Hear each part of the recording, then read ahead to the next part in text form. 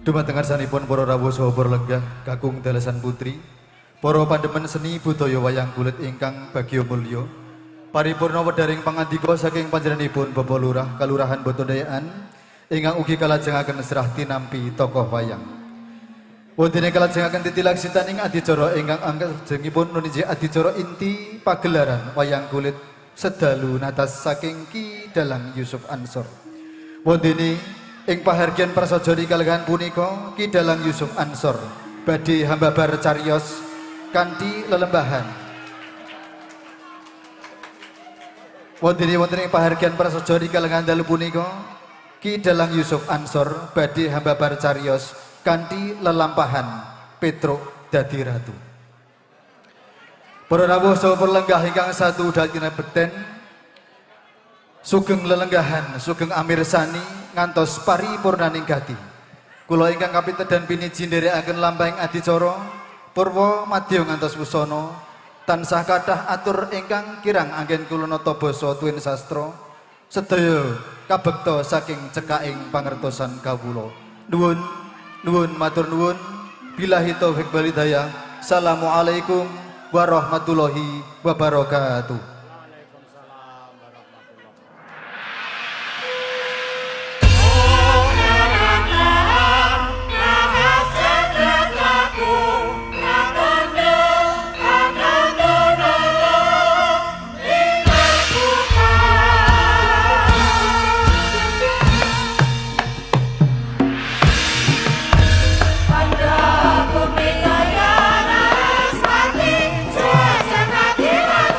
Sa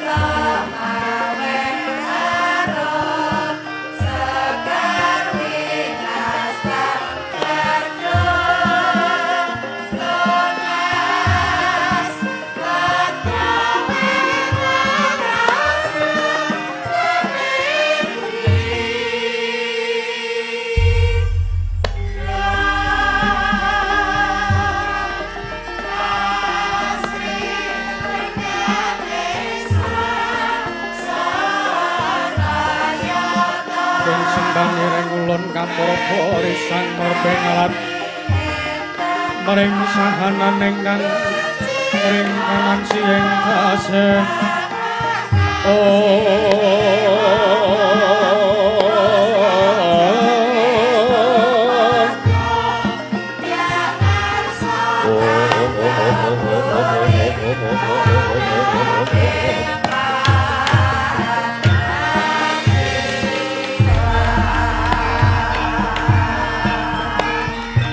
Marmamoreng sukma sinakmaya winanjing asepi sinemen telenging albu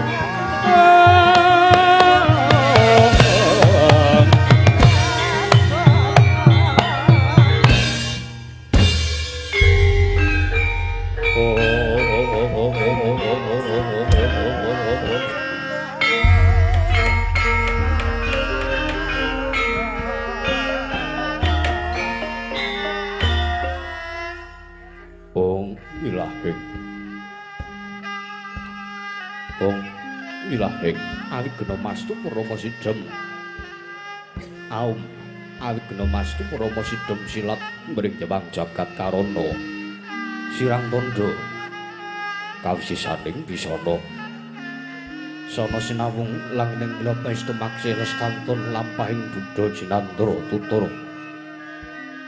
katulata tulat mrih labdeng paradya Wini sudong upama pranang niskara karamodya tumiying japan purwa. Gonggo trigonggo durga mendhak kala sirna pinardi tameng lalu kemanggata kapusana haning bita tawengging perlambang matumpa-tumpa. Marma panggung sang murwahing kata sekedhar dumadining wayang purwa. Porakaning kandha inarik runtuting basa dungeng kina ngemusu rasa yen linarasa ya karaos mulat saru hangrasa wani wuruhing diri rasa rumangsa ngrumangsani pindhane kadha jalma kang ngilo kaca jarweh kang wis nabuh ing carita becik wis ginelar madya pakliran yaiku jatring mriksani pagelaran dinggit purwa Surya Candra ndarum yang kartuka wis kendor putra teng awasa sahari ratri. Hangidri bawana prateking duk sina gilir gewanti temah dadya wetanganing dina. Sasi marsi windu kang sarta abad.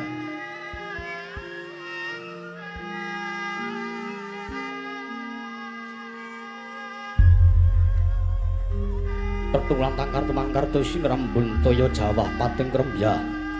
Dado padhanging kutu-kutu walang atoga buron-wono yang bronto dado geranan tanpa wisalan. Padhang terwangan sinar sang banget nawing kang resumur bawan jagat mungguh jagat wetan mungup-mungup mungguh ing kalenganmu kerabang berkakah. Lamun gaek saya dilat-dilato bumi.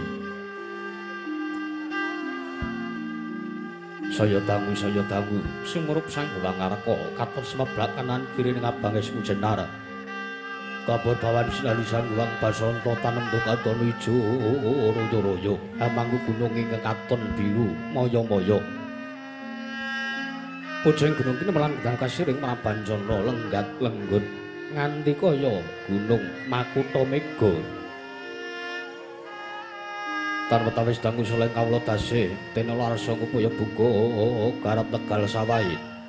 Amlo ursilor tanana pedhoti sinambi sedonan sesindenan mikul garu lukune anggiring raja kayane sawana pirembagan Sumur Wangge. Sang Hyang Arkasa dangu saya inggil mus katon melok sinar jagat dunung ing kiblat papat loro kidul wetan yang kulon. Sinaring jagat kang samya rebuyada arepete jarbul kekuwung parandene datan wonten ingkang amadani kekunging praja negari ing bata Ngaribawa ya negaring Sanya Wibawa ya negaring Loji Tengara. Apancara kinarya pambukaning kandha sak aratring mangke negari ing bata Ngaribawa ya negaring Sanya Wibawa dumadi saking pulo-pulo bebanjaran sinasapan toya benawi tinampi baik samudra binang langun kang tanpa pagut pegating manila kapangga uruting Cakrawala wane-wane cakring wisik samana kineping jurang corong kinepung goserung kinarya sesuing peksilawet yang sarang durung wonten ugi pasisir andar sasana jembar kegaring pasir gumelar garis pinggir tanem tuhang rembuyung raya-raya karangitri rewe-reweron kelapa bumi subur pasiten mawur satengah tinandur karo tumangkar kawuryan dadi gunung-gunung bepanjungan hangrang sang langit lenggak-lengguk lampahe toya kang mijil saking sendang-sendang pening tirtane ini kang minara para playune kang tinampi waduk binendung-bendung kinaruh ngilehi sawah miyang pategalaning Narakisma mokal pangolahing tetani bebasan datan ana bumi sak cengkah keng sela sadaya tinambrang kang ora kabipandha Bathari Sri Anglar Pasabinan Yayah Rukmi Sari kang pinangka Pratiwi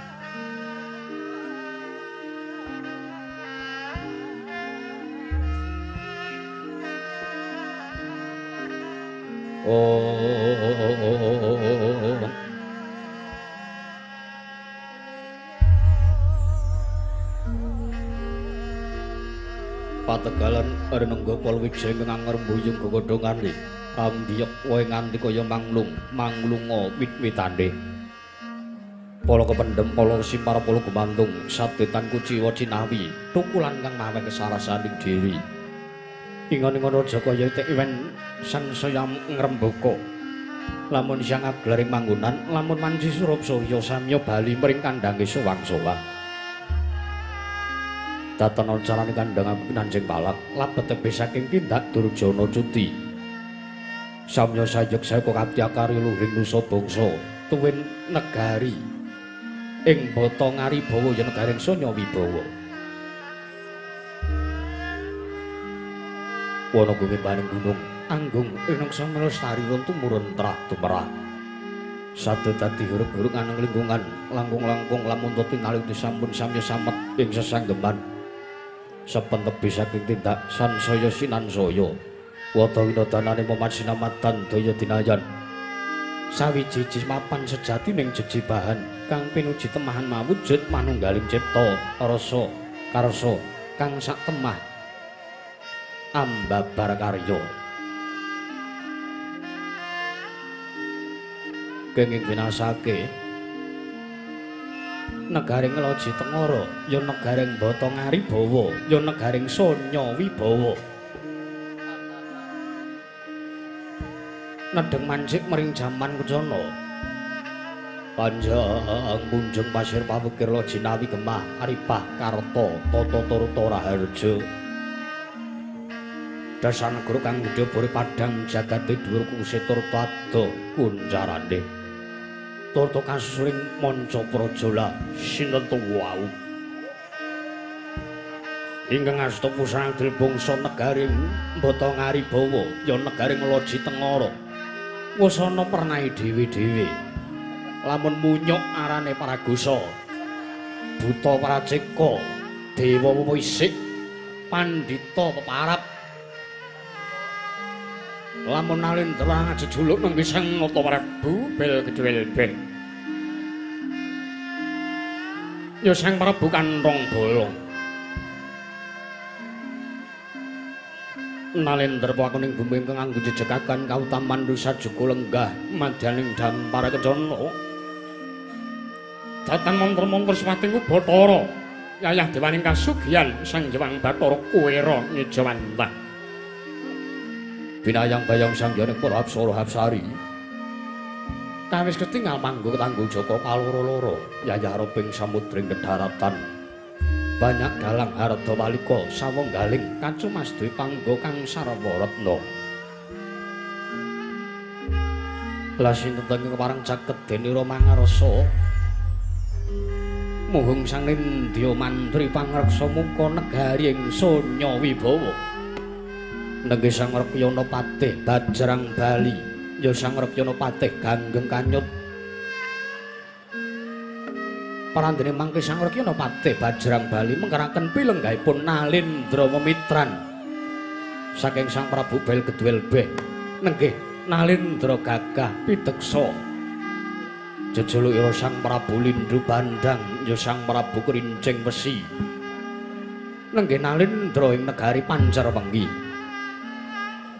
Datan kantun kang pinangka pamungkasing paseban nalindra memitran ing negari Katrimulyan nenggih Sang Prabu Dobleh Kencana. Ya Sang Prabu Antasena.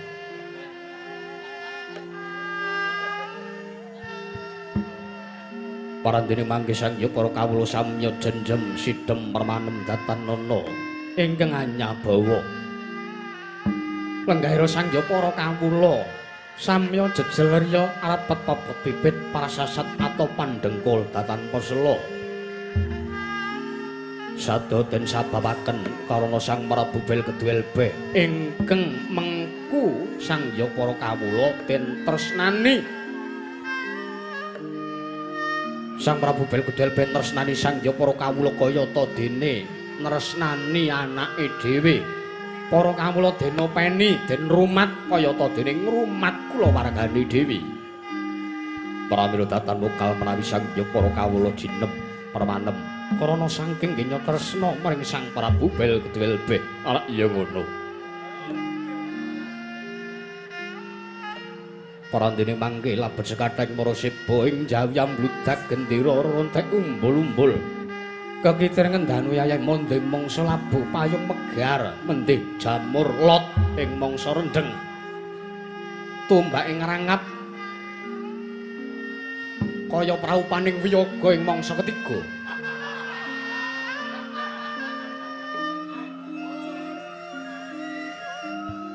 Pramila datan wonten gegodhongan ingkang obah samirana datan wambah kabyar sambung ungling pradonga miyang kelang-kelinging waranggana saking laladan ngalebak puraya nenggih Sang Dewi Wara Sutarni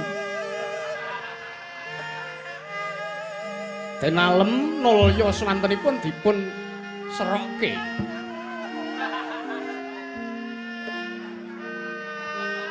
Parandene mangke Sang Prabu Belkedwelbeh najan to nalindra nanging kaya-kaya datan duweni Prabawa Ratu. Katitik marakyat ngenya maranitisaken para kawula mila sigra paring sabda pangandika dening kawedharing lisan.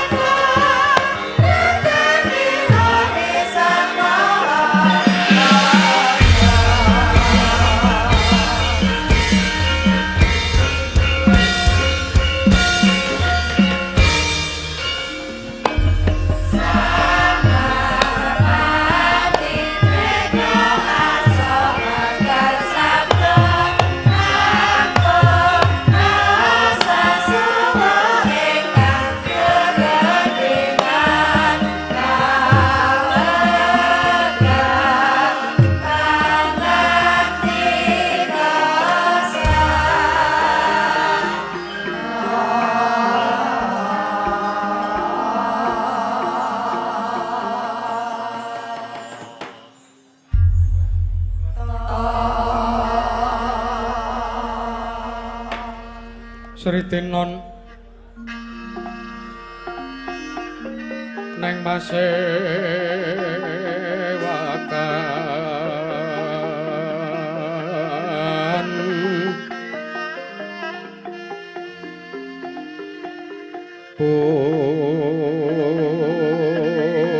busana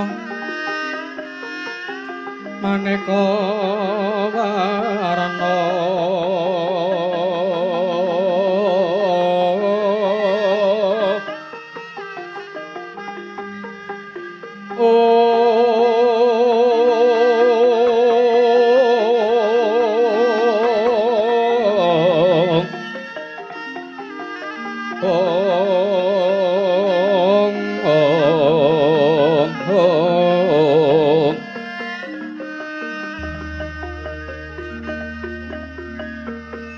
sepak puspitenggo jono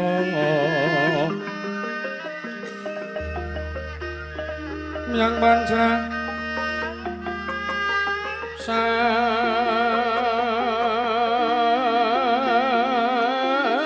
sarawaroko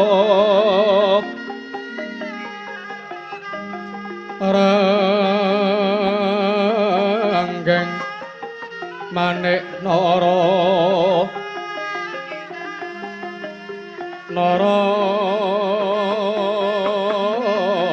narawata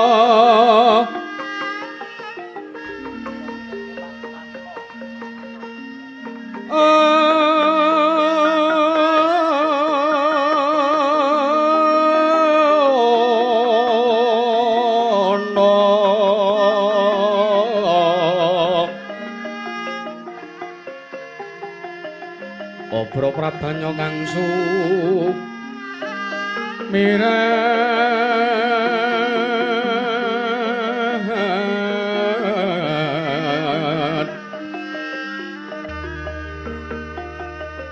kenyaring reca leliwaran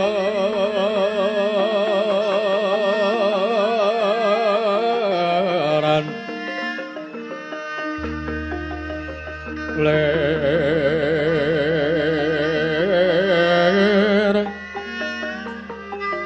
ki laci sireng taden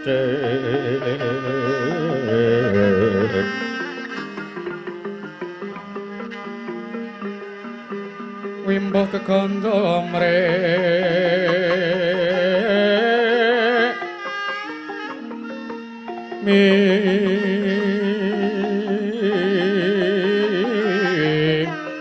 ingeng kati yuping maruta kati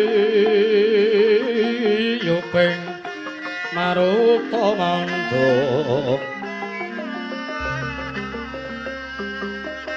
saparan kang mangambar onggas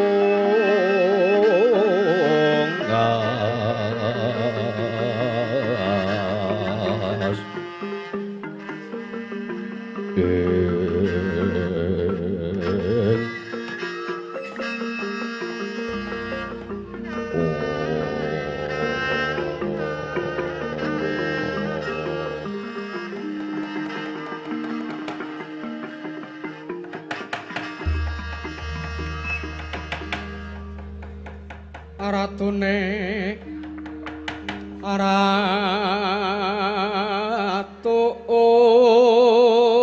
utama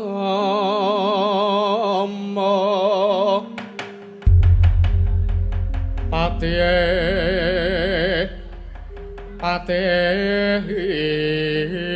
nuwe pranayaka tiasra raja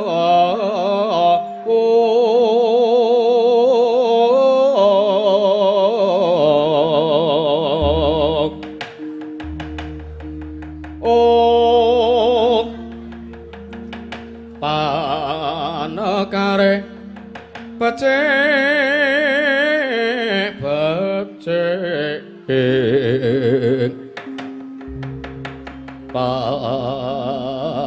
dene tan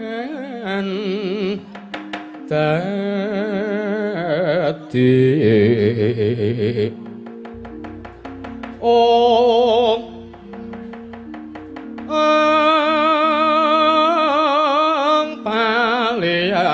sing kala bandu malah mangken endatra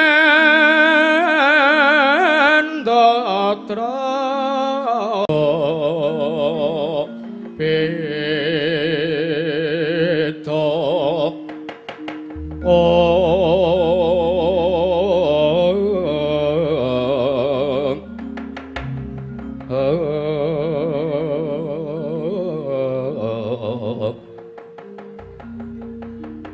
aradane wong sak negara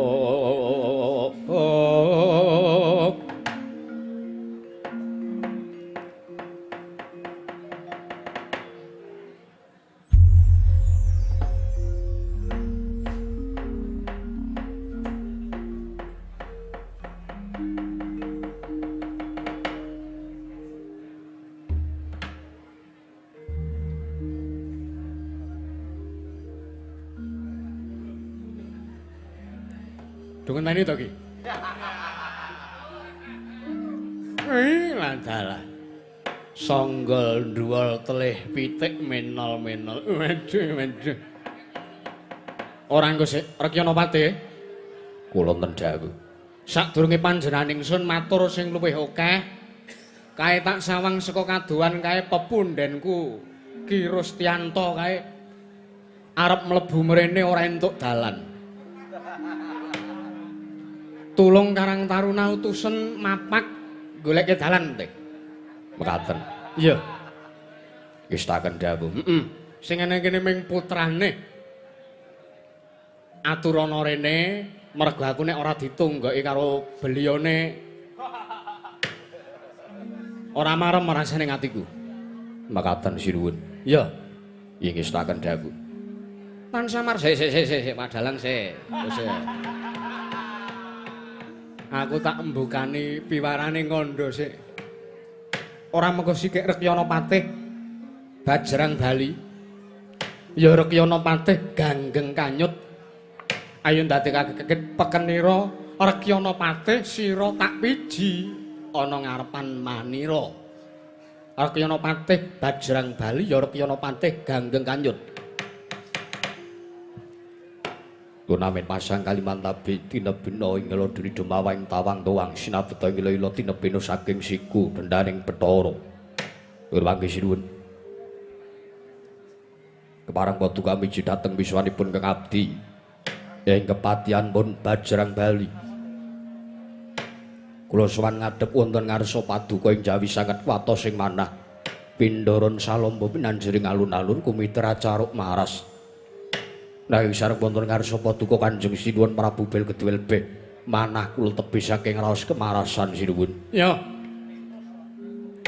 Mara pratelakna lan aturna sing saknyatane kepiye kahanane para kawula.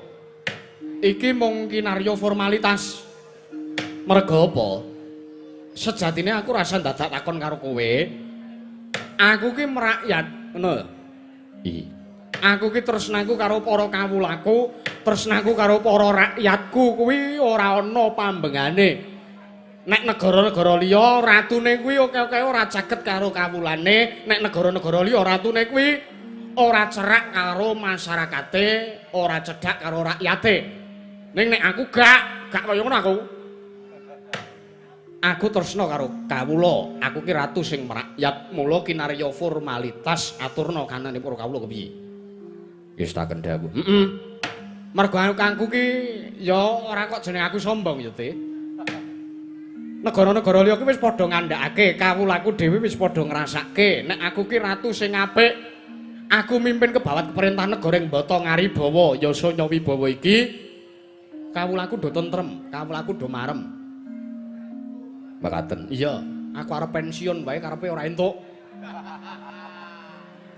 Sire arep perpanjang SK ning delalah gandeng saka pusat kuwi wis mangkono. Ya wis ora dadi ngopo Raja Pati. Yo. Aku dadi ratu apik wae, niatku becik wae isih ana sing ora seneng. Coba. Apa meneh nek aku ki ratu wengis, apa meneh nek aku ki nggunakake watak angkara murka. Wah, krotuki penonton ra iku. Isi nuwun. Le marake mangkel ki lho, ya bener aku ki ratu sing merakyat. Rezim sebelah. Baser sebelah ki ora seneng karo aku. Ngono. Gunake garan. Wo lah Petruk ki ratu merakyat mula ki cocoke dadi rakyat wae. Kuwi sing marake aku mangkel. Mongko sing jeneng ratu merakyat kuwi ora kok ratu kuwi cocoke dadi rakyat kuwi ora. Nanging ratu sing merakyat kuwi kudu ingkang bisa tansah ngayomi karo kawulane, caket karo rakyate ya karo masyarakate. Allahumma amin. Iya. Mekaten sinuwun. Iya. Menawi padha kandhang bab tata rakita kamrajan negari ing Loji Tengara inggih negaring Botong Aribawa inggih negaring Sonya Wibawa. Sedaya samya manggih katentreman mboten manggelangan setunggal punapa samya sumuyut wonten ngarsa Paduka Gusti kula njog sinuwun Prabu Belgedwelbe. Nah, ngono kuwi. Iya. Pancen bener. Sing tak aturke iki bener. Teges iki mungkin arya formalitas ibarate awake dhewe rapat paripurna ning Kedaton Negara. Sonya Wibawa ya ing Bata Ngaribawa kene iki tak sampeke ngono lho. Iya. Teges ora ana sing tak tutup-tutupi, teges ora ana sing tak palang-palangi saka atine para kawula. Wis tak kendhawuh. Banjur piye? Aku ki merga sangka raketku karo kawula iki kursi nganti bleduken. Mergo aku ki arang ngantor, ya jujur wae ratu sak Gunung Kidul sing ora tau ngantor ki meng aku. Mergo aku caket karo kawula-kawulaku, aku tresna karo rakyat-rakyatku. Sing do arep repot gawe KTP ya men. Njaluk tanda tanganku ya men marani aku ning endi aku ki ora tau omah. Iya. Bojoku ki nganggur nganti sawangen.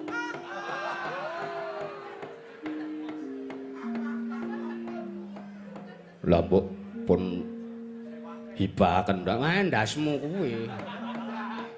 Kaya garwa Prameswari kok dihibahke anggepmu apa? Kahanane prajurit piye? Aku ki ora sok sapa, ora sok nyambangi prajurit. Angkatan udara, angkatan laut karo angkatan darat kepiye kahanane? Menawi najaken dhumateng kaunteripun para wadyabala prajurit sedaya boten kendhat nggih tansah gegladen olah kridane aparat.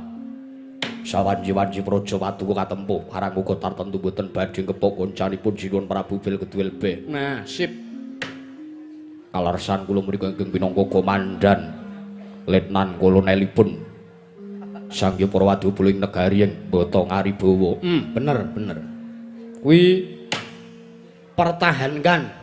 Syukur-syukur kuwi kudu iso mbok undhake kabecikane. Yen ngono prayogakno lungguhmu kowe ora usah ngaturke sembah karo aku. Sapa wis sing do dadi kawulane Prabu Belgedwelbe iki aku ora nampa sembahe kawula. Mergo aku ki dumadi saka kawula.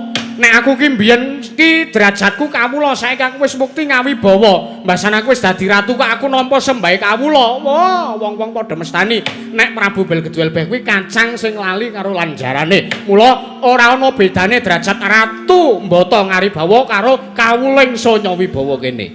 Wis tak kendhawuh. Ya, prayogatna lungguhmu. Sampun boten kirang sekeca sinuwun. Yayi Prabu Lindhu Bandang. Padha kanthi raja saksuwanmu Yayi Prabu Lindhu Bandang ratu ing Pancerwengi. Wah.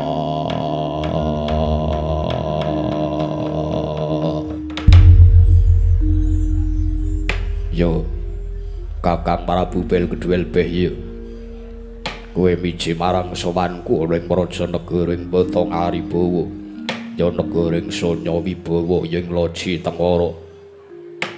Ora ana alangan swiji apa nggonku sowan.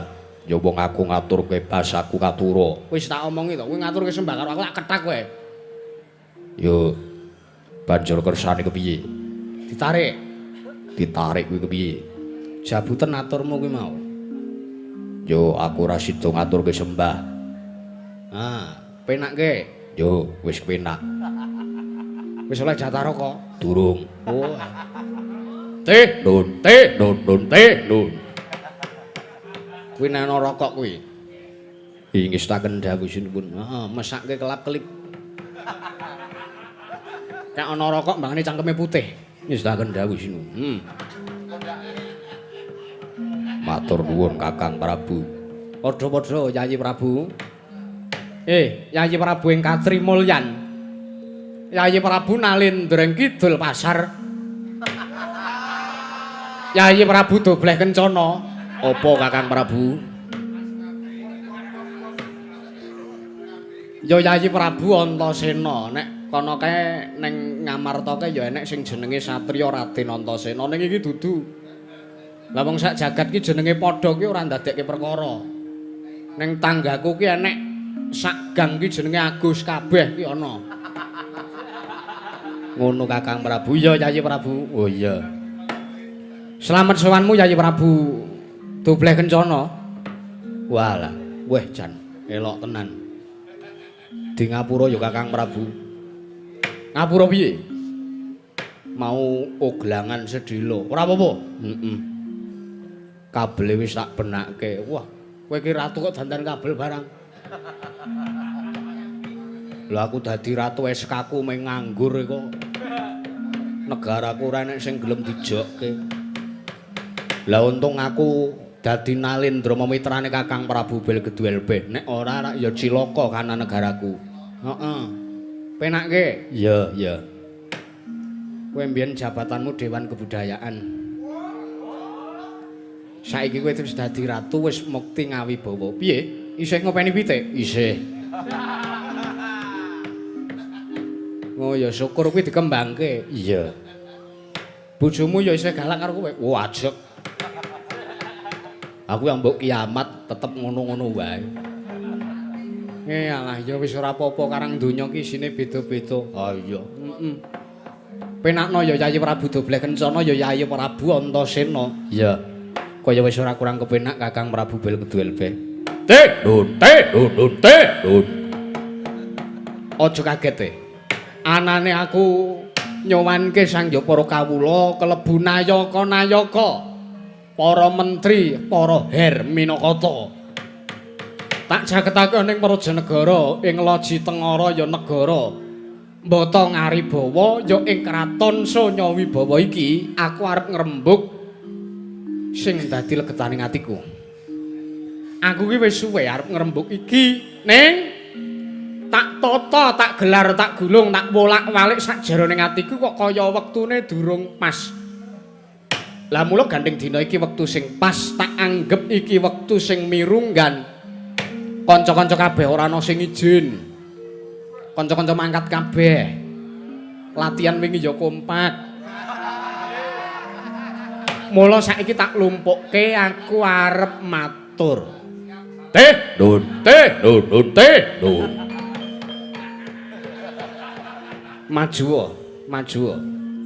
Maju sithik. Aku tak matur karo kowe. Mekaten sinuwun. Ning sadurunge tatanan para kawula bendho ngrahapi unjukan ndahar pasugatan do penakna lungguhe. Ngestaken dawuh. Pareng kula majengken kula sowan sinuwun. Mara maju tak paringi kalodhangan. Tansah marang pamoring sukma.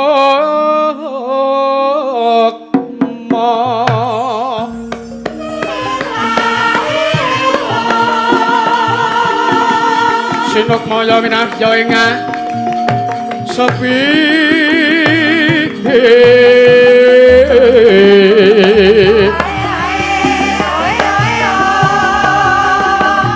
sinempen lelenge ngapu pambu kaning marono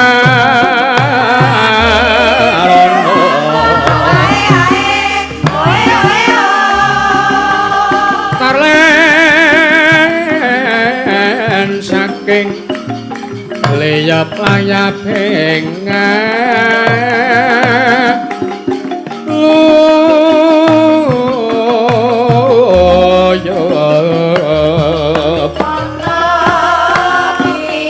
Dinda pecating sumpena sumbu supeng rasa jati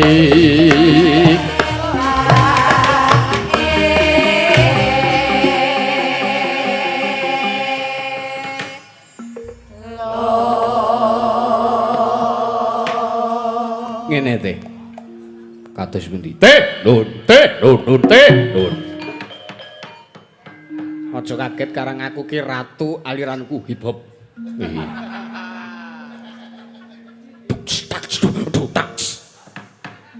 inggih staken dawuh iya anane aku nglumpukke kawula nglumpukke kowe kuwi sing minangka dadi wakile kawula nek cara formalitase ngono iya mekaten iya aku arep omong aku ki wis 3 tahun ki tak gayuh aku rak dadi ratu ning kene iki 5 tahun iya 3 tahun kepungkur aku wis mikir 3 tahun kepungkur aku mikir lah kok negaraku ki rada remuk ming rada lho iki rada lho sebabnya apa kok aku matur negaraku rada remuk ya negara kita negarane awake dhewe iki rada remuk mergo aku ki isih sugih ngono aku ki ratu najan to negaraku ki kahanane elek dikaya ngapa ning aku isih iso nata aku isih iso ngurusi keparengipun aku kepengin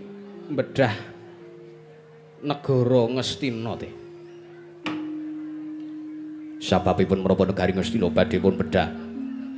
Wah, Kakang Prabu. Piye Yayi Prabu? Dosa lupute apa? Dosa lupute apa? Iya. Dosa lupute Prabu Duryudana ya? Iya. Kok negarane arep bedah dosa lupute apa? Heeh. Kang gundulmu anu Kakang Prabu dosa lupute Prabu Duryudana ki apa? Apa tau gawe tato atimu? Apa tau gawe lara penggalihmu? Ngene, piye? Nek sing digawe lara atine karo Prabu Duryudana ki mung aku tok, aku ora apa-apa. Aku ora apa-apa. Nek gandeng ngempet karo kananing para kawulaku saiki do delok kanane. Kawula negaring Bata Ngaribawa ki akeh-akehe kawulane kuwi rak kanca tani kabeh to, Teh. Iya. Kabeh iki makaryane saben dinane do ning Sabin, do ning Tegal kepanasan. Lah saiki nek dipangani kethek, tandurane iki piye lho?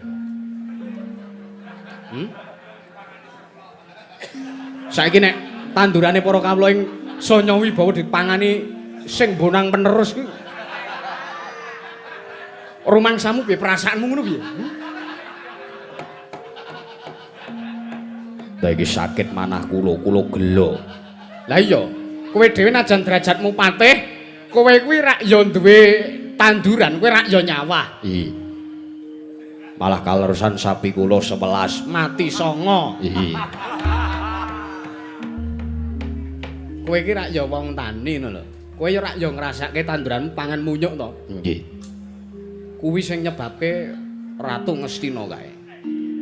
Saiki sawangen. Ratu Ngastina ki duwe wilayah dhewe, Ratu Ngastina ki duwe kukuban dhewe. Iya.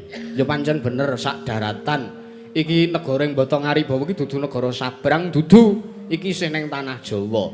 Ning sawangen kae. Ratu Ngastina krak pendak dina gaweane ngeruki gunung to kae.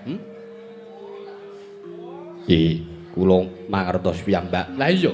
Kamangka gunung-gunung sing dikeruki karo Ratu Ngastina kae dadi papan panguripane para kethek-kethek sing padha saiki mangani tandurane para kawula kuwi. Aku wis ora kurang srana, aku wis ora kurang cara neng negara ing Bata Ngaribawa ya ing negara Sanya Wibawa kene iki wis tak kei tanduran sing tandurane kuwi rupa woh-wohan. Lah pamriya apa tak menehi tanduran ngono? Nek kethek-kethek wis do kelangan panggon, kethek-kethek wis do kelangan omah merga gununge dikeruki karo Prabu Duryudana kae. Ben kethek-kethek ki aja ngasih tekan pemukimane para kawula, aja ngasih ngrusaki tandurane para kawula ben mangani uwuh-uwuhan sing wis tak tanduri kuwi. Iya.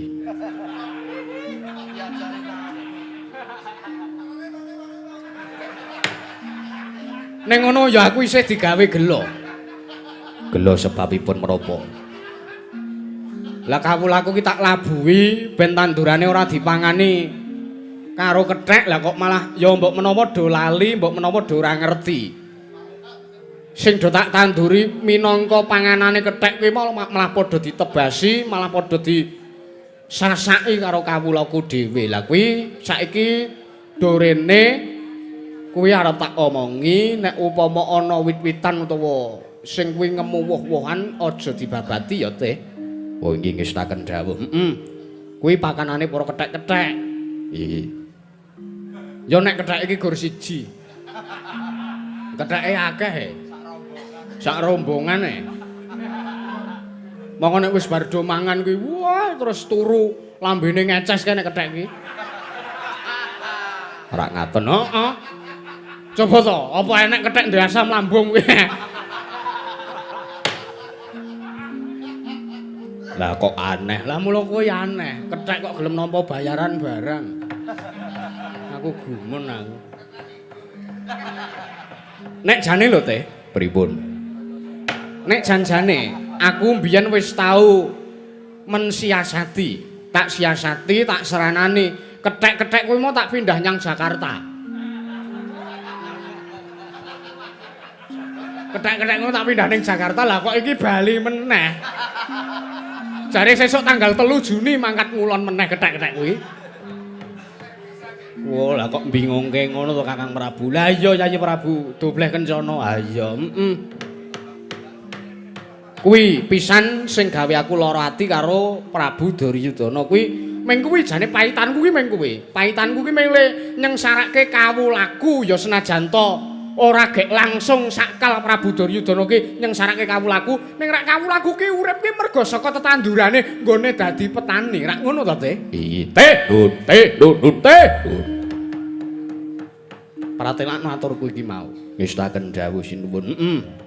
Kuwi pisan sing arep tak rembug karo kowe. Sing arep tak igoke, aku arep takon karo kowe, kepriye upamane aku mbedah negara Ngastina merga paitane kuwi? Kira-kira prajurit dosaku apa ora?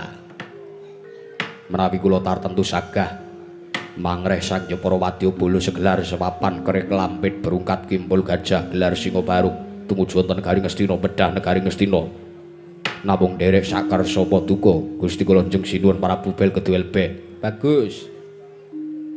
Yayi Prabu Lindhu Bandang piye? Aku madhuk.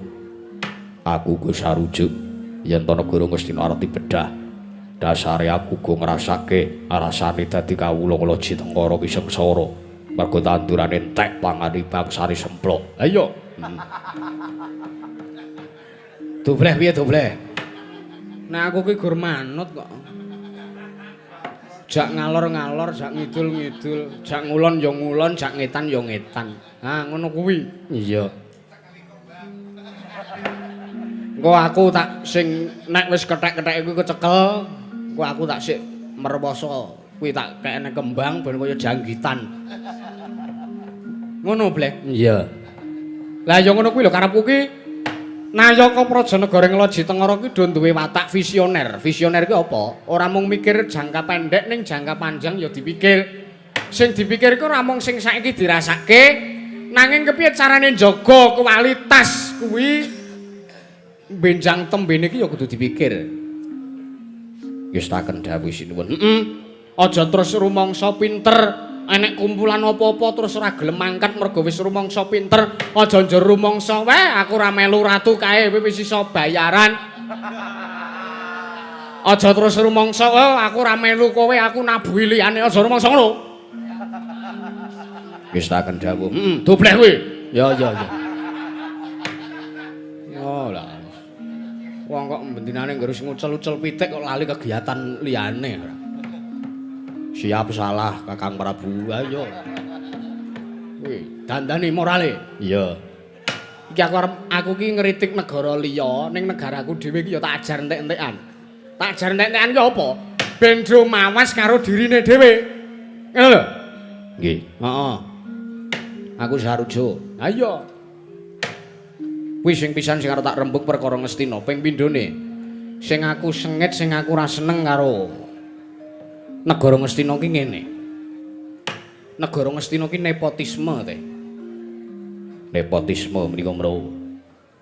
Nepotisme ngene lho. Dadi pilihan ratu ki ora tau. Ora tau kok sing jeneng pilkada utawa pemilu niku ora tau. Dadi besok kuwi aku wis iso maca polane wong Astina. Aku wis iso nggagapi sing diniati karo sing jenenge Duryudana sak krandhae kuwi aku wis iso ngerti, aku wis iso memahami, aku wis iso maca. Sing tak arani nepotisme kuwi ya kuwi ora enek pejabat liya utawa ora enek ratu liya kejaba kuwi perangan keluargane Prabu Duryudana dhewe. Ngerti sing tak karepke? Ngertos. Contone ngene, pola sing wis kecekel saka Prabu Duryudana kuwi ngene. Sesuk sing lumintir keprabone Prabu Duryudana kuwi ora kok dipilih saka kawula. Nek negara kene ra pilihan kawula engko sing dadi ratu. Nek Ngastina ki ora. Kuwi gur nurun nyang anake. Saka bapakne nang anake, saka anake ning anake, ngono kuwi terus. Ambek nganti hari pembalasan tetep ngono kuwi. Kuwi sing aku ra seneng. Mekaten. Iya. Ora tau enek pilihan ratu. Lah saiki sing dadi kandidat ratu besok lumintir keprabone Prabu Duryudana kuwi anake sing jenenge Lesmana. Kowe ngerti Lesmana? Lesmana Mandrakumara. Sing nek ngantuk matane merem sisih kae lho, Teh. Nggih. Wong mau sore iki ya ngik ngono kok. Masa kowe ora krungu, Teh? Ya ampun, ya ampun. Lesmana nek. Nggih. Lesmana Mandrakumara. Aku ki ya sok ngguyu. Coba to gagasen. Ana anak ratu kok ngarit suket Kalanjana, pucuke ning ngarep. Nyunggi suket Kalanjana. Wong lumrahe wong nyunggi kuwi ya pucuke ning mburi, lah kuwi pucuke ning ngarep. Mula terus tak karapi Lesmana Mandrakumara tak karapi jenenge Loding. Loding menika undhet pikirane. Pedhot. Aselole pedhot. Mekaten. Iya. Kuwi Lesmana, coba to. Wah wis mirang-mirangke bapakne tenan Lesmana kuwi. Dasare kocok nek ngantuk mripate sing merem gur sisih. Iya. Tau Jago Lurah ora dadi mergo jenenge ora enek ere. Nggih. Tur ya tau kok kasuse Lesmana sing wis tekan kupingku kuwi ana anak ratu lho. Mosok arep merwasa simbah-simbah umure 79 tahun. Parah. Oh, lah parah kuwi kurang ajar tenan kuwi. Lah iya nek nang kene wis sak hukum mancung sirahe wis glundung. Ha iya. Lah menika kula nderek badhe dipun bedah dinten menapa sak menika kula ugi manut benjang kula ugi manut. Ah, nek ngono sik kae koyoke ana daya. Tatanan sik, aja ngansi do geger. Wis tak kendhawuh. Lungguh kene tak tampanane daya kae. Sikra-sikra yen Sinikra Permana kanca. Sikra ngrakit nawang sesangka nawang sesangka.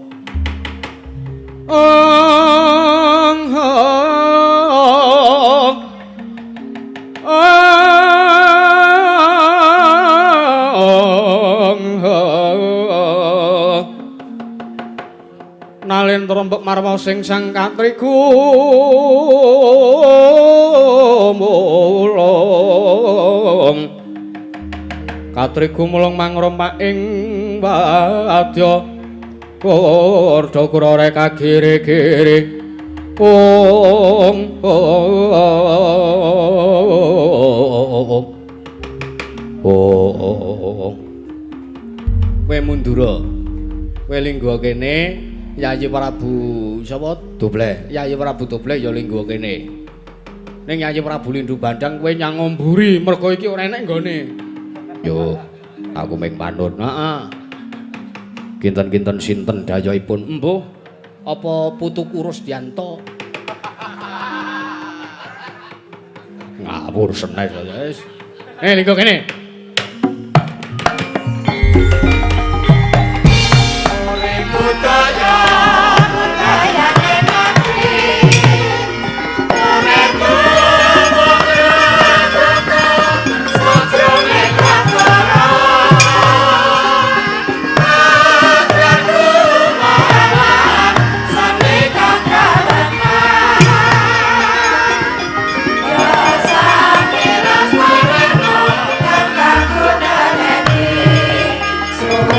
Kene.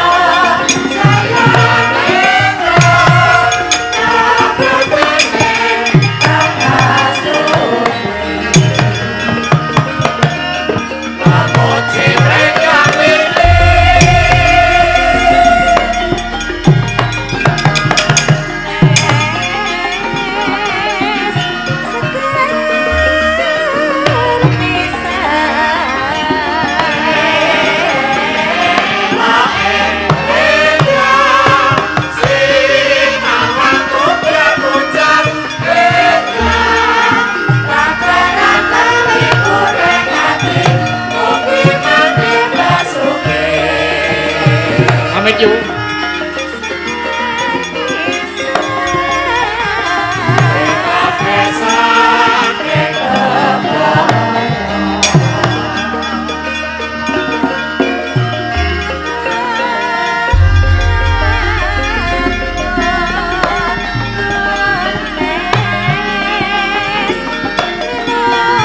Ayo Buri.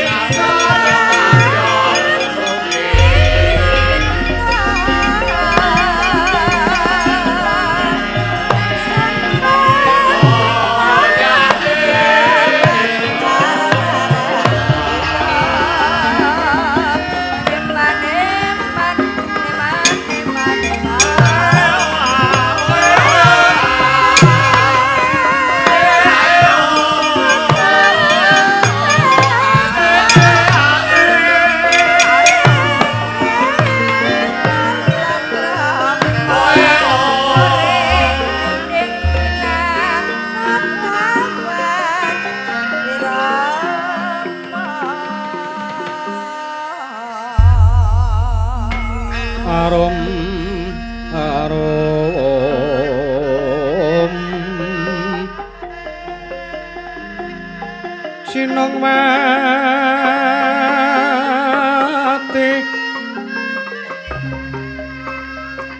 Sinong mati jagat kinari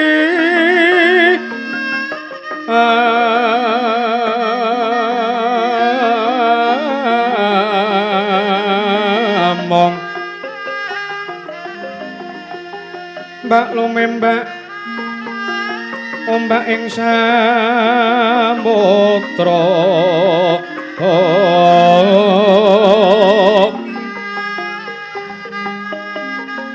ae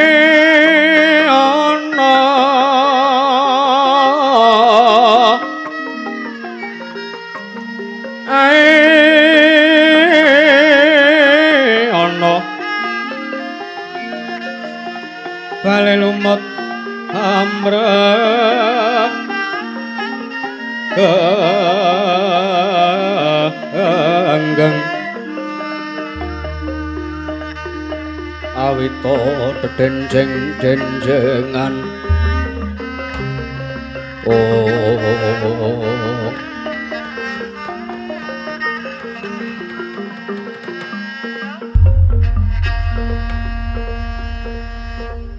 ngandel ora sing dirasani teko teh nun sing dirasani teko dawa umure ayo kowe lah iki agi wae dirembuk kok tekan kene lah iya Yayi Prabu heeh wis kono Kang dirembuk Kakang Prabu ya nun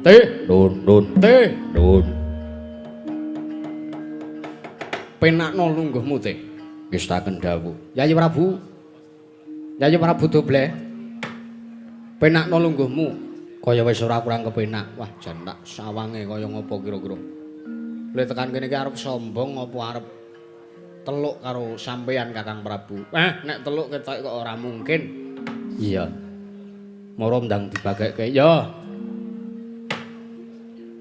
nuwun sewu sinuwun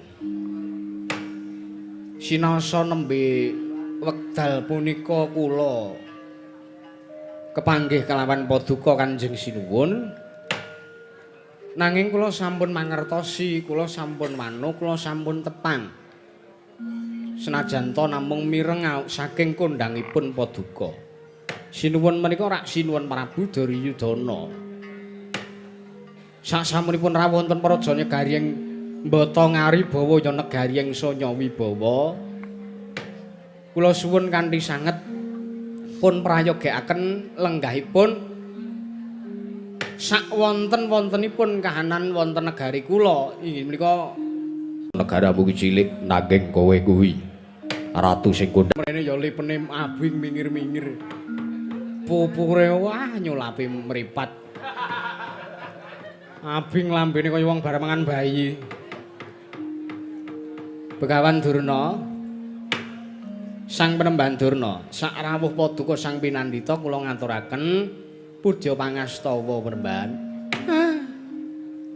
bajekna ora getak Astaka swala sila bertapa sumorante Allah wala kamanaga kula gapret gandel buntuting selikur oh ya Prabu bel keduel beh kowe wis ngerti karo aku wis ngerti kondhangku kowe wis weruh yen aku ki pendhita sing wis kondhang kaloka aku ki pendhita sing wis kondhang monyor-monyor jenengku wis tekan ngendi-endi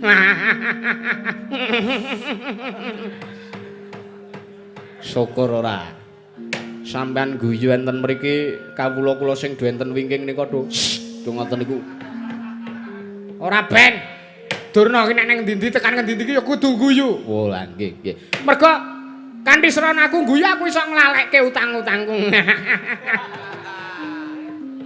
Oh lah iki.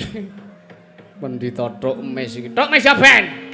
Kowe kapan ngaturke sembah karo aku? Kepareng kula ngaturaken sembah bekti kula kunjuk Penemban. Oh ya ya wis tak tampa Prabu Belkutuel beh. Wah jan kowe ratu anyaran wis sugih. Nggih. Nggih kula rumangsani wong nembe 5 tahun kepengker kula dados Nalindra. Anak Prabu Duryudana wis 5 tahun biyen wis dadi ratu. Mula kowe wis memper yen to kowe basa karo anak Prabu Duryudana. Mekaten Penemban.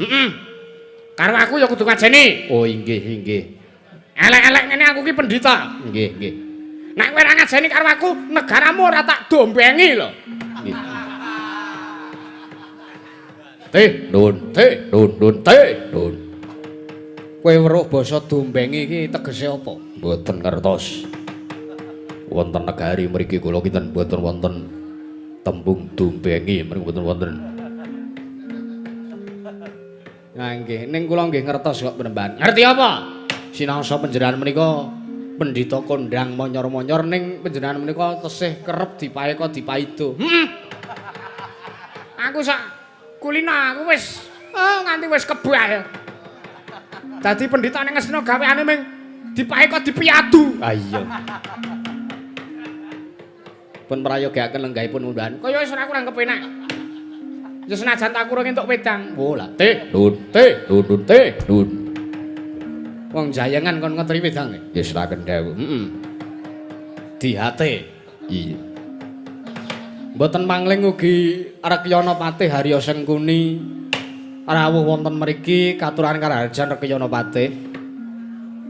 Iya Sang Prabu Belkeduel Beh. Walah aku gumun weruh kratonmu iki lho. Weruh kedaton negara ing ngendi iki? Sonya Wibawa. Sonya Wibawa iki lho. Ning atase kraton iki tak sawang ki mung kaya omah limasan biasa. Ning kok jerone piye Kakang Durna? Napa Dik Patih? Cagake diprada emas, Kang. Sampeyan ora marake aku duwe niat nyolong lho. Saniki rega prada niku mundhak, mengke nek cagake kula teteli pripun? Ya ora kok ya aku ki ya gur ngalem karo Prabu Belkeduel Beh kae lho, Kang. Ngalase negarane ming cilik, kratone ya ming kaya ngene iki bentukane. Ning kok kawulane kok ya do isayem iki lho piye Ngastina iki kapan kaya ngono? Pawrati, Wonten dawuh. sampeyan ora sah ngelek-elek negara Ngastina. Kula menika mboten ngelek-elek kok ngene. Kula menika mboten kok teges ngelek-elek. Kula niki ming meri. Mari nggih kajenge. Oh nggih. Negara Ngastina saged tentrem niku merga saka Bawa Durna. Nah, leres. Leres menika. Nek mboten kula sing berjasa rikala semanten wonten ing operasi Trikora. Negari Ngastina mboten badhe tentrem. Iya. Leres menika. Prayogakaken lenggahipun Rekyana Patih. Iya Prabu Belkeduel Beh kaya wis ora kurang kepenak lho nggihku. Lho. Yo ngalah. Ratu kahanane ya ming apa anane kaya ngono. Kok ya kawulane iso tentrem do betah dipimpin karo Prabu Belkeduel Beh. Sampeyan ki aja meri. Nggih Kakang Durna. Nek api saka negara liya ki ya dicontoh, dituladhan ning negarane awake dhewe ning negara Ngastina. Nggih Kakang Durna. Sampeyan ki dadi patih. Sampeyan ki dadi sing tansah nuntun marang laku jantrane anak Prabu Duryudana. Merga niki niku putrane sampeyan Najanto Nalendra sing tuwa-tuwa kaya kula kaya sampeyan niku kudu nuntun. Nggih ngestaken dawuh. Ning pripun ajeng nuntun pripun wong anggarane pun entek dikorupsi. Cobi to Kakang Durna. Sakniki niku kula nggih bingung. Bingung pripun? Anak Prabu Duryudana kok iso duwe igo saben-saben pawiyatan dinehi panganan niku lho. Niku rak dadi anggaran kesejahteraan kawula niku rak dadi kelong ta. Sampeyan ya ngrasake, sampeyan ya wis ngedeke pawon dhewe nggih ta. Kula gumun anak Prabu Duryudana iso duwe igo sing kaya ngaten niku lho. Kajenge. Nek kula ora nek kula no komen perkara niku. Lah ngapa kok ora ngusul? Kula ya kecipratan akeh. Lumayan iso capluk. Sedina 15 juta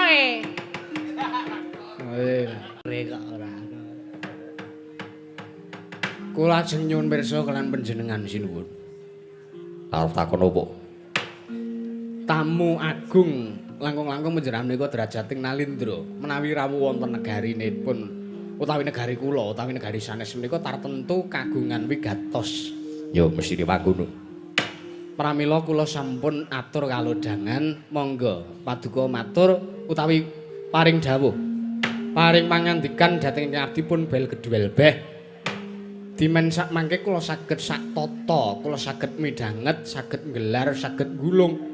Kinten-kinten wigatos paduka menika trep menapa mboten tumraping ing abdi pun bel gedhuel beh. Yo. Sadurunge aku ngaturke panuwun merga kaludhangan ing wis mbok paringake. Nggih dawuh sami-sami. Prabu Bel Gedhuel Beh. Wonten dawuh.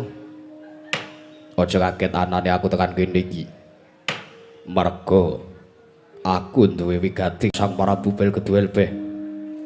Ya senajan to negaraku kuwi jajane wis akeh, jajane wis jembar. Nanging lakon teko durung rumbangsa marem rasane atiku yen to sak mengko durung ngukup negarane Prabu Bel Gedhuel Beh. Mengkeriyen. Tegesipun paduka badhe ngukup negari kula menika. Aja kadu ati kajuran menapa. Praptaku mrene iki mung arep ngejung kanthi srana aris. Praptaku mrene mung ngejak kanthi apik-apik. Andriwe kumri wis bocah ing rawis. Kumri wis bocah ing rawis. Yen sinapeta walang sagedeng. Oh. Mengkeriyen. Kula tak bloko kalih sampean nggih sinuwun, kula tak lenggah ngandhap, kula ngrumangsani kula menika nalendra negara kula cilik.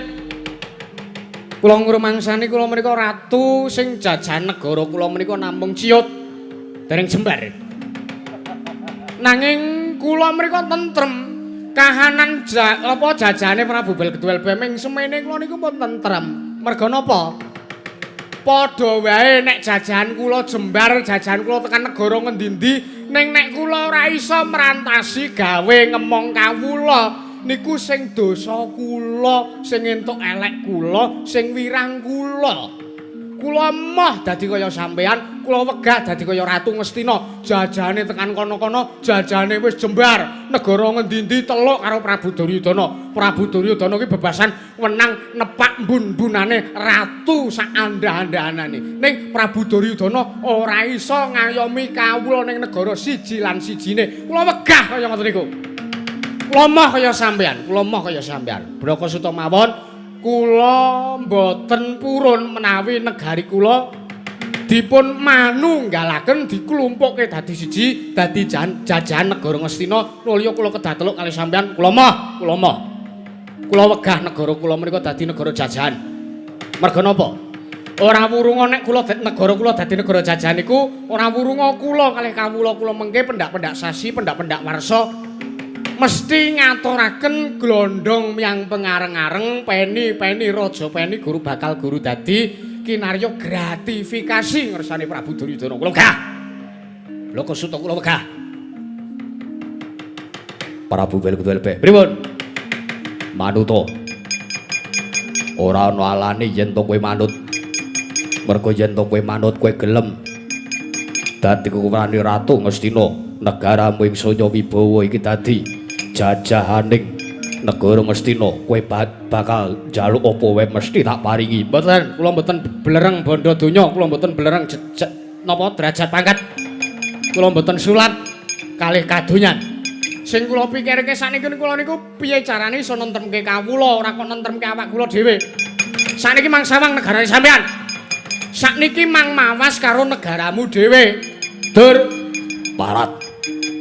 Lah kok dadi nyelangkrak sak nduwuring tenggak. Wah, lole lah kok kowe dadi wani karo anak Prabu Duryudana. Monggo anak Prabu Duryudana iki ingkang besok bakal menehi kowe wulu wektu, bakal menehi kowe kamukten. Sik, Mbah, sampean ngendika kaya ngono kudu enek dasare. Dasare apa? Aku tak takon karo sampean. Nek aku gelem mesti aku bakal diwenehi kamukten karo Prabu Duryudana. Ya, kuwi sing bakal diparingke. Ana ngersamu saka ngersane anak Prabu Duryudana ning aku wegah. Wegah sebab apa? Aku ora butuh donya, Mbah. Aku ora butuh donya, aku ora butuh lipenan kaya sampean abing mingir-mingir ora butuh. Sing tak butuhke kuwi mung katentremane para kawula. Nek bandane ratune sugih, duit negara tumpuk matumpa-tumpa ning ora tekan ngersane para kawula gunane apa aku tak takon? Modar ora. Kowe kancaku rasa ngelek-elek aku. Iya. Aku mbelani kana, minggat kana. Iya. Ning rak, ora ning rak. Saiki tak takon. Bondo Ngastina kuwi wis pira kae? Bondo Ngastina kuwi mung ditumpuk. Ki ratune ning ngarepku ki, aku tak takon karo sampean. Bondo Ngastina semono kae ilange nyandi parane aku tak takon. Lah kok kawula do ora ngrasake bondo sing dhuwit sing tak tumpuk ki lho sinuwun. Aku wegah dadi jajanmu nek negaramu urung tok benake.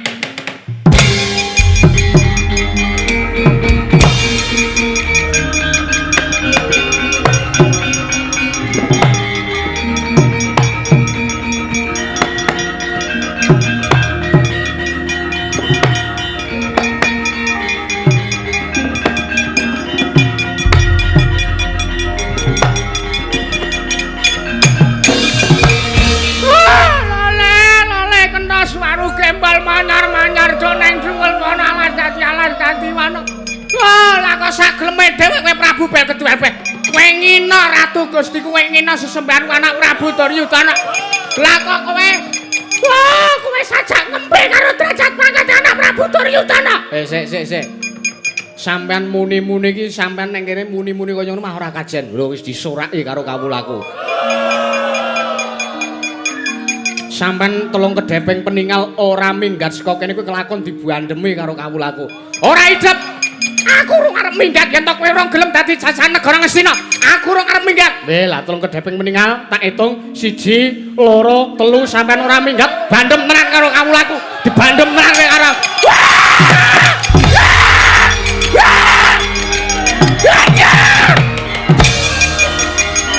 Lah nyemelangi.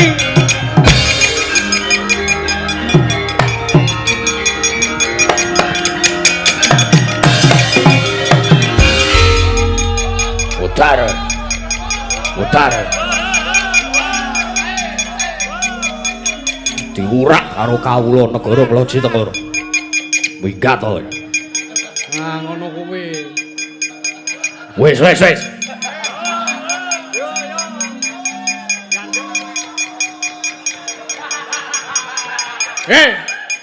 Durnane wis minggat yo. Wis do bondam bandeman sak karepe ora.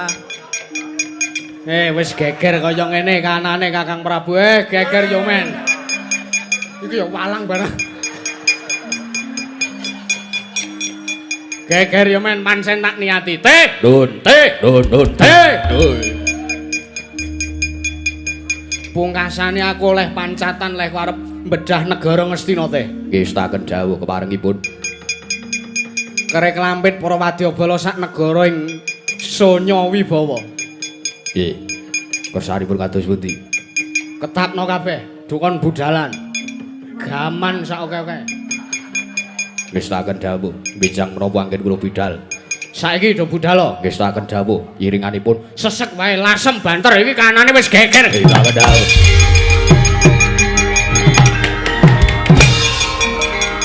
Jaluk pamit, Kang.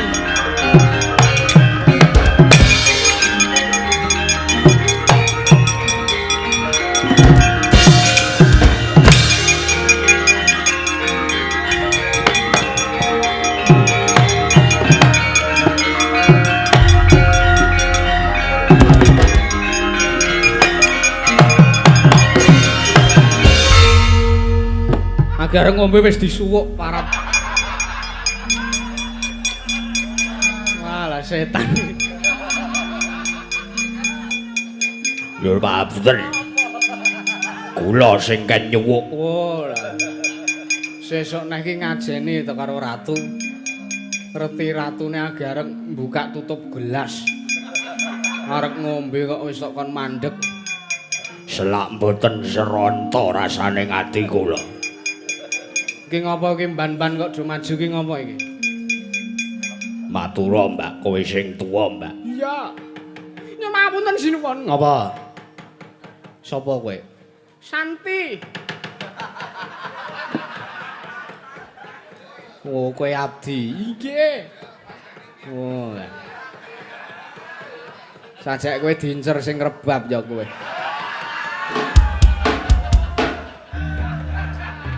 Aduh, itu ampun kados ngaten lho sinipun. Ora ngopo. Ora kowe kok maju ki ngopo? Aduh, kula menika ajre, kula menika kuwatir. Kuwatir sebabe? Garwa kula nggih bojo kula nggih semah kula menika peranganipun prajurit lho sinuwun. Nggih. Bojo kula pun Mas Wardaya niku perangane prajurit mongko awake lemu. Mengke menawi bojone Mbak Yusanti kalian bojo kula menika mati teng pabaratan pripun? Oh alah. Ora kowe jenengmu sapa? Kula. Bojone Wardaya. Kula pun Yoga Purna Asmarawati. Oh alah. Mula kok kowe mlaku maju kok bluk. Sapita dipun menggalih. Kula mboten trima menawi samangke bojo kula menika mati nerima baratan. Panjenengan kedah tanggung jawab. Yo ora ngasih mati kok le perang kok. Negaraku ki ya negarane awake dhewe ki unggul ing ajurit. Wis aja kuwatir. Inggih ngesakaken dawuh. Yoga aja dawuh. Aja kuwatir. Nek umpama salah siji bojomu enek sing mati, engko tak wenehi asuransi jiwa. BPJS Ketenaga Kerjaan. Nek bojomu mbah bojone sapa kowe? Santi. Karo bojone sapa kuwi? Yoga. Enek salah siji sing mati utawa loro-lorone mati engko tak wenehi asuransi jiwa. Lah nek katen masak niki mawon pateni pripun? Ora iso. Nyambut gawe urung kok wis kon mateni iki lho. Bojomu ki kok lek ngrekoso ki nek pas perang kae. Mergo gendong wong semono kae. Nyatane pripun? Wong bojo kula niku kula rak kondange yoga bluk. Nenek teng omah niku sambate angger anyak malem jemuah kliwon niku. Sambate teng kula anggur wis lekas dibiyak niku terus muni ora ning tarep ora ning omah sing tak tabuh ming demung. Dados kula niku pun boten bluk. Mergo wis ngiwonen. Andel kowe ayo wis. Nek bojomu mati, nek aku iso nguripke tak uripke. Wis tak kendha maturaken agunge manuwun dhateng kersanipun Sinuwun Prabu Duelbeh. Heeh. Kula ngaturaken manuwun. Menawi mboten saged pun sugengaken asuransi jiwa niku wae.